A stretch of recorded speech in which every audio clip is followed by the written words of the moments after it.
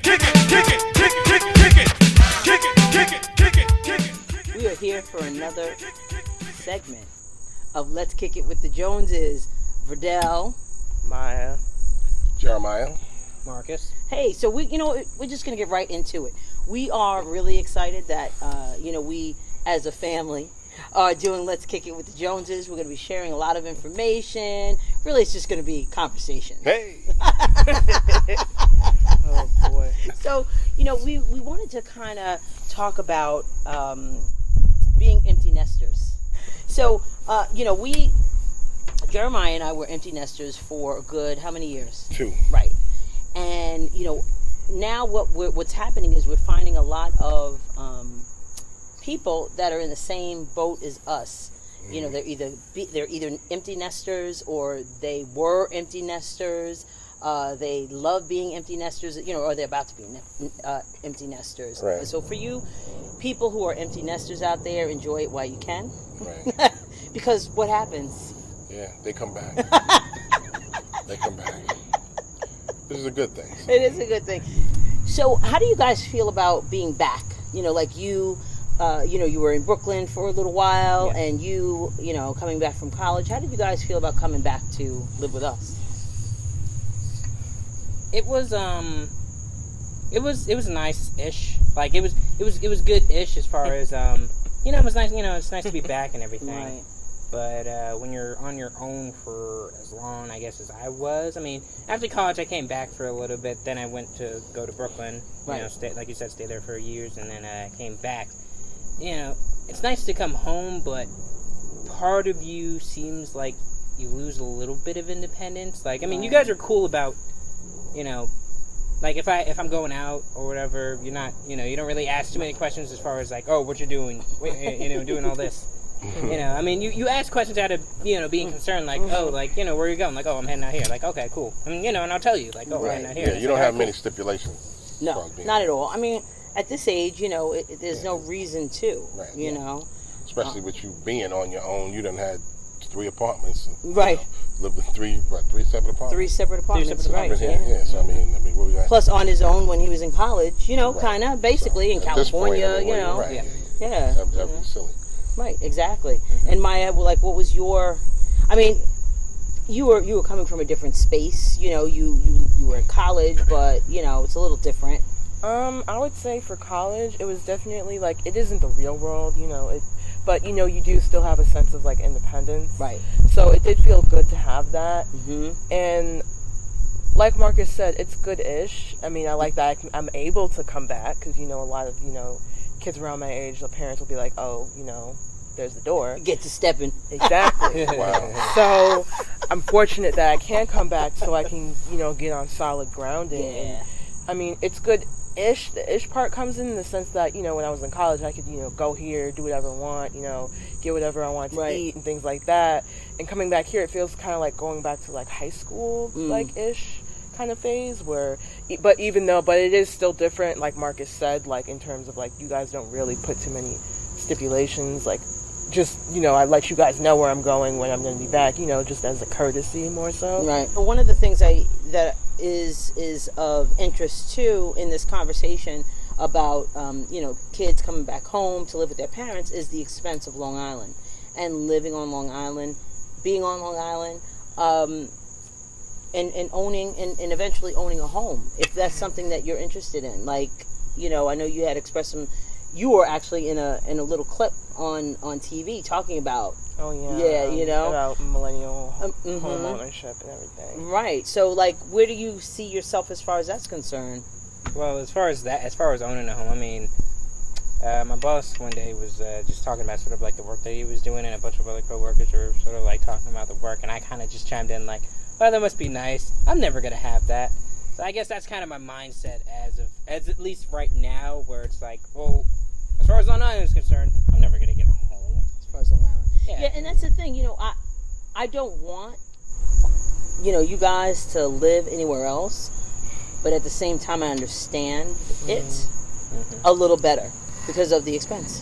It's so expensive. It's so pricey living on Long Island. It's like, I mean, I'm not opposed to eventually owning a home on Long Island if I can afford it, but it's like, when you think about it's expensive, and it's like years down the line, like how much more expensive is it going to get, you know, in terms of getting cheaper. It doesn't seem like it's getting any cheaper, right? So when you say that, like, I don't think I'm going to be able to have a home, is it because you don't want a home, or is it because you don't think you can get a home? It flip-flops. I mean, it'd be not. The thing about home ownership, you have a home, and you can do what you want with that home. Yes, you can. And that's definitely the best case scenario with that. Like owning a home, like you own it. That would be awesome. Right. So I would like to have a home for sure, but at the same time, yeah, you know, apartments are cool too. I don't think we ever even thought that we wouldn't. No. Yeah. No, that wasn't a thought in our mind that we would not get a house. Right. I thought, you know, we're going to That's get a house. That's what you do. That's how it Right, that's works. what you do. Yeah. You know what I'm saying? You get the job, you get, you know, the career, whatever, and you get the house. And That's you it. know, that's it. Our parents did it. I'm going to do it. Why, you know, why not? Yeah.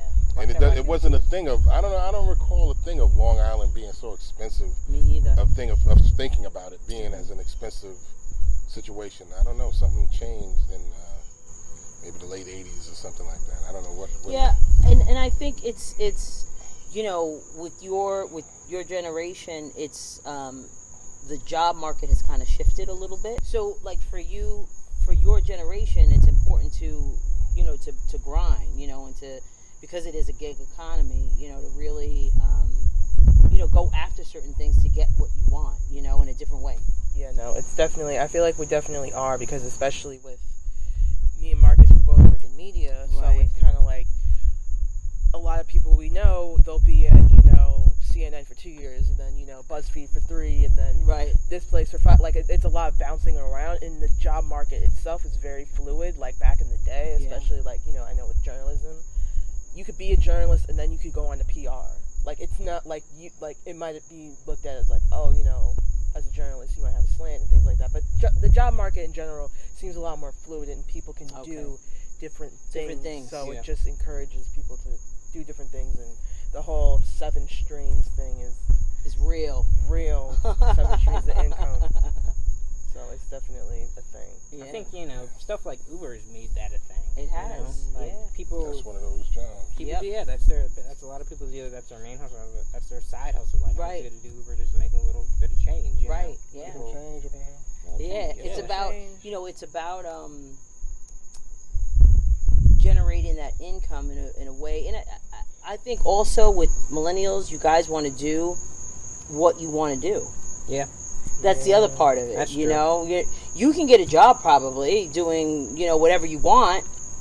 Let me take that back. You can get a job doing something you might not want to do. They don't want to settle. But you don't want to settle. That's exactly. They don't want to settle, which is, you know what? Okay. Well, the thing about that is that because it's a weird job market where it's a gig economy, but it's a bunch of gigs and a bunch of different things. Yeah. Like there's a bunch, like you can get paid for the silliest things. Yeah. And that's what people see. I mean, that's like the YouTube craze. Like people are getting paid to be like influencers or whatever. Right. Like that kid Change who won. agents. That kid who won. How much was that? I think it was like 14 million. Was it 14 million? What, with the video game? Yeah. He won. I don't know if that might be too high. Maybe it was like. It was in the millions. It was in the millions. Whatever it was. This kid, anything in the million was too high. But anyway, go ahead. He won this Fortnite competition. He's like 14 years old, and he won like $3 million Playing video games. Like, back in the day when it's like, yo, you shouldn't play video games, won't make any money off that. This kid did. Wow. Change. Yeah. Jeremiah, do you know how to play video games? No. Oh, wow. Why would you ask him, not me? Because, okay. Okay, so can you make some money? Get on it. Get on it. I mean, I could technically. Get on it. I could stream. I could do Twitch. Okay, well, you know what? That will be The Twitch scratch. Mixer. Whatever you need whatever to do. you need to do. Bring Make some that- money make up that in loop. her. Okay. Come on. I need to be more of a personality in order Make to some do of that that. money. Well, You can you be a have a personality. personality. Yeah, see. We're already off to a bad Is it start. funny? Right. Is he funny? She doesn't think I'm funny. He's not funny. She does not think I'm funny. Wow. She I feel like I make you guys laugh all the time. I ain't funny. Whatever. Well, who's laughing now? Who's laughing now? mom You know what? You'll be funny when you bring in that $3 million check. No, you won't be funny. That won't be funny at all. How about that? That'd be a joyous day. So Laughing our way to the bank. I want to thank everybody for watching this segment of Let's Kick It with the Joneses, and we will see you next time. See you later. Peace. Y'all are funny. So we have really had some awesome guests today. We're going to take a quick break, and when we come back, I'm going to wrap it up.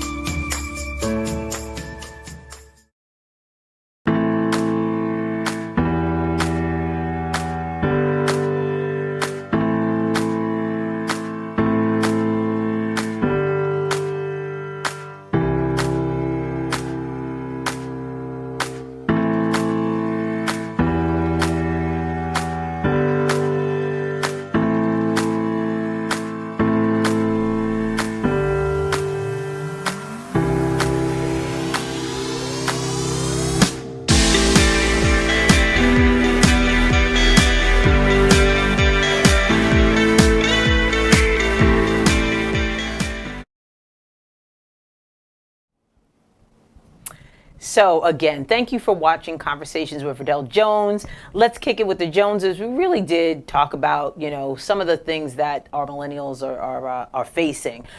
So I want to thank our guests for being here and bringing that conversation, like in a cohesive conversation about what's going on Long Island. You know what? We had Next Long Island on. I want to thank Amanda Fiscina and Coralie St. Louis for being here from nextLI and sharing such wonderful information with us. And I also want to thank Godson Michel here from Blue Surge Marketing Agency. Just a dynamic individual that's doing great things. So again, I want to thank everyone for watching Conversations with Verdel Jones, and we will see you next time.